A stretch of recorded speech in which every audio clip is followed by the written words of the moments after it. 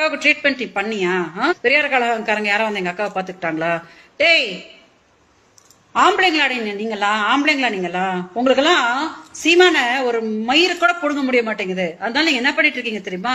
சும்மா விஜயலட்சுமின்னு தூண்டி விட்டுக்கிட்டு மனுஷனடா நீ தூண் வெக்க கட்ட நாய.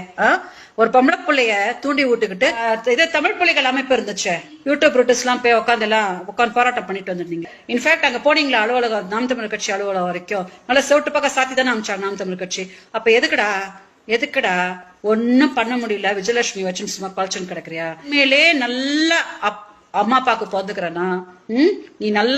நீ உண்மையிலே சோறு தான் திங்கிறனா? சோத்துல உப்பு போட்டு திங்கிற தமிழனா இருந்தனா என்னை பத்தி நீ பேசவே பேசாதன்னு பொத்தின்னு போயினே இரு. என்ன கை கால் நல்லா தானே இருக்கு உனக்கு? வேற ஏதாவது உத்தமமான வேலையை பார்த்துக்கின்னு உன் பொண்டாட்டி பிள்ளைங்களுக்கு சோறு போடு போ.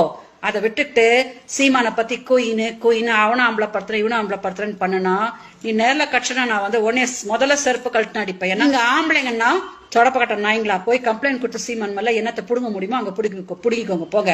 இதுக்கப்புறம் சும்மா போட்டுக்குன்னா அவனும் ஆம்பளைப்பட்டுவேன் இவனும் ஆம்பளைப்பட்டுவேன். நீங்க எல்லாம் ரொம்ப நல்லவங்க மாதிரி நீங்க ஆடிக்கிட்டு விஜயலட்சுமி வச்சு சீமான் அடிக்கலான்னு பாக்குறீங்க. பாத்தீங்கன்னா அது எங்கிட்ட அது நடக்கவே நடக்காது ராஜா. அதனால சீமான் பத்தி எல்லாம் பொய்யா வந்து நகை எடுத்துட்டு போயிட்டாருன்னு சொல்லுங்க, உங்க அபார்ட்மெண்ட்டை திருடிட்டு போயிட்டாருன்னு சொல்லுங்க அப்படின்னா சொல்லி நீ ஆடியோ எல்லாம் பேசிருக்கிறியே.